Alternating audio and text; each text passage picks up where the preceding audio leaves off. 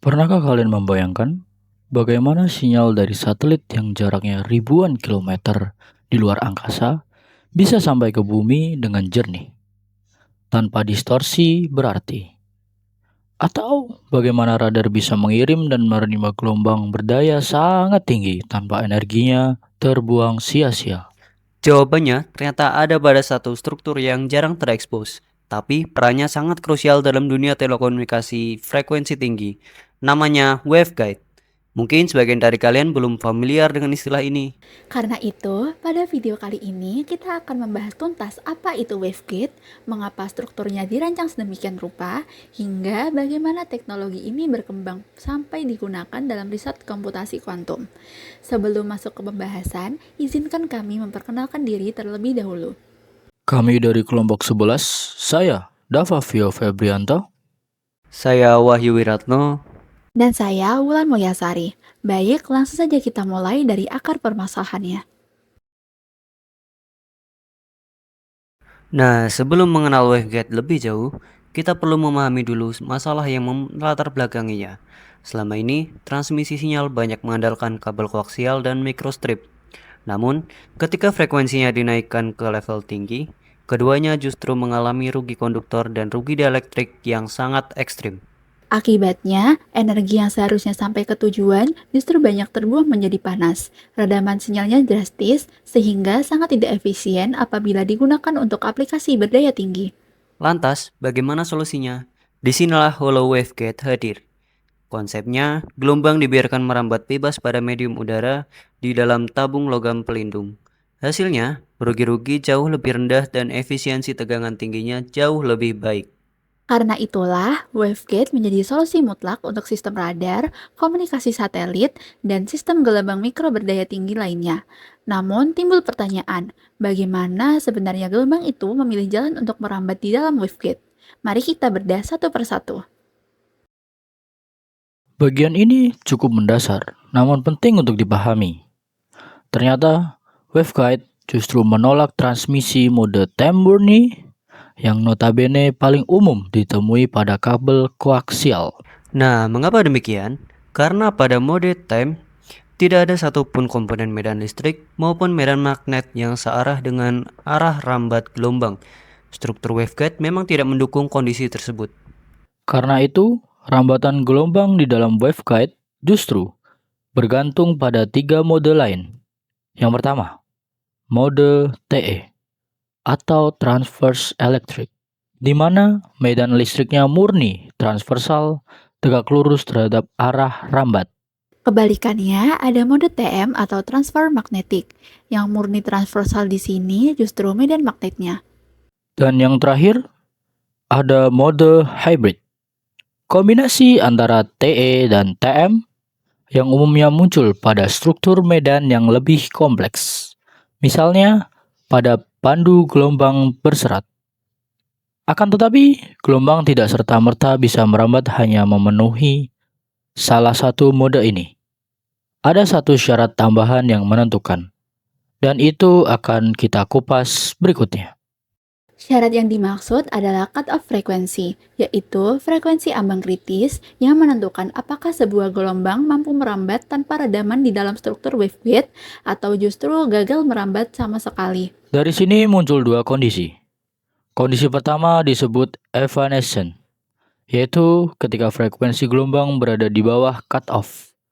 Pada kondisi ini, gelombang akan teredam secara eksponensial, sehingga energinya tidak merambat, melainkan hilang. Nah, di kondisi kedua adalah kondisi propagasi, yaitu ketika frekuensi sudah berada di atas cut-off. Pada kondisi ini, gelombang dapat merambat melalui struktur yang secara efisien tanpa hambatan eksponensial, sehingga transmisinya jauh lebih optimal.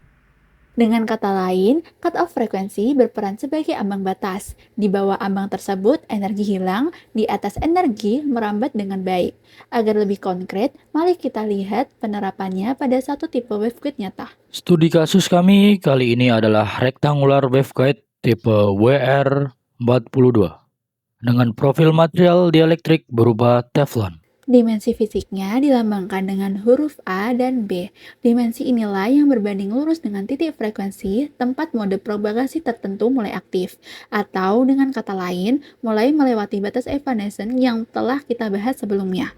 Nah, pada WR42 ini, mode dominan yang paling awal aktif adalah TE10, tepatnya pada frekuensi 9,7 GHz.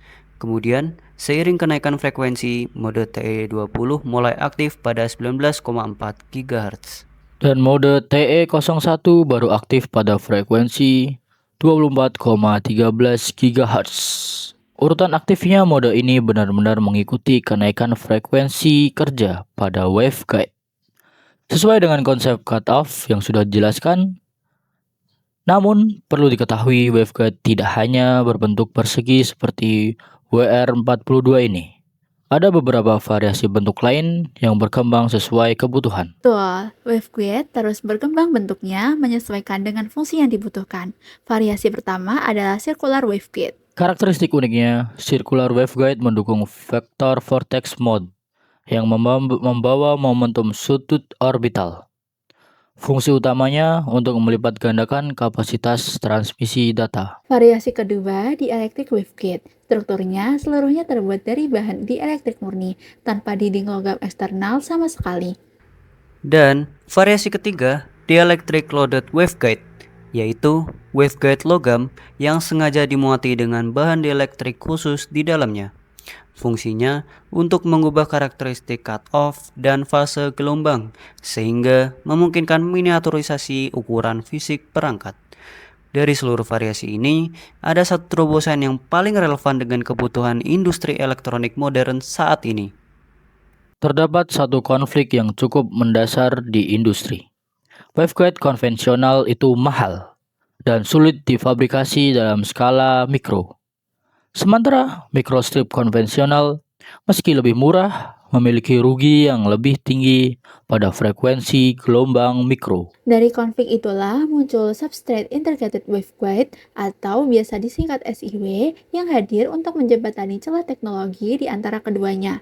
Nah, SIW pada dasarnya menggabungkan keunggulan rugi rendah dari struktur waveguide tradisional dengan ukuran yang ringkas, profil rendah, dan biaya produksi murah khas sirkuit cetak atau PCB. Namun timbul pertanyaan, bagaimana caranya struktur waveguide yang tadinya berbentuk logam berongga bisa diintegrasikan ke dalam PCB yang tipis? Jawabannya ada pada mekanisme berikut ini.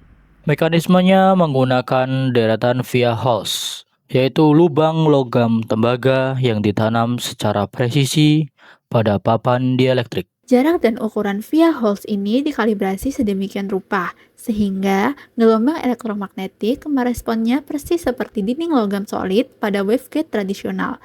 Dengan demikian, kebocoran energi dapat dicegah meskipun bentuk fisiknya jauh lebih tipis dan ringkas. Berkat mekanisme inilah, SIW sangat efektif dan presisi digunakan untuk memproduksi massal komponen pasif RF seperti filter, pembagi daya, atau power divider, antena, dan sensor mikro. Setelah memahami sisi teoritisnya, sekarang kita masuk ke bagaimana teknologi ini diterapkan di dunia nyata. Dari sisi aplikasi praktis, terdapat dua sektor utama. Sektor pertama, komunikasi dan radar ekstrim. Disinilah waveguide menjadi tulang punggung absolut bagi sistem satelit komunikasi berkapasitas tinggi dan infrastruktur radar modern yang membutuhkan daya pancar masif tanpa distorsi. Sektor kedua, komponen pasif RF presisi. Desain sirkuit mutakhir mengandalkan geometri waveguide untuk menciptakan directional coupler dan filter frekuensi. Dengan tingkat presisi pemisahan sinyal yang tidak dapat dicapai oleh kabel biasa. Jika digambarkan alurnya, satelit mengirim data frekuensi tinggi ke stasiun radar bumi, lalu data tersebut diteruskan dan diolah oleh komponen pasif RF berbasis waveguide tadi. Namun, aplikasi ini baru gambaran yang sudah berjalan sekarang. Jika berbicara masa depan, ternyata waveguide juga merambah ke ranah riset yang jauh lebih mutakhir. Terdapat dua pilar riset masa depan yang relevan untuk disampaikan. Pilar pertama, Optomagnonics. Di sini teknologi waveguide digunakan sebagai antarmuka konversi presisi dari gelombang microwave ke spektrum optik atau cahaya laser dalam sistem hybrid. Nah, di pilar kedua, di sini ada komputasi kuantum superkonduktor. Arsitektur microwave waveguide tingkat lanjut menjadi infrastruktur fisik untuk mengontrol dan membaca qubit dalam lingkungan kriogenik yang sangat ekstrim tanpa menginterferensi status kuantumnya sendiri.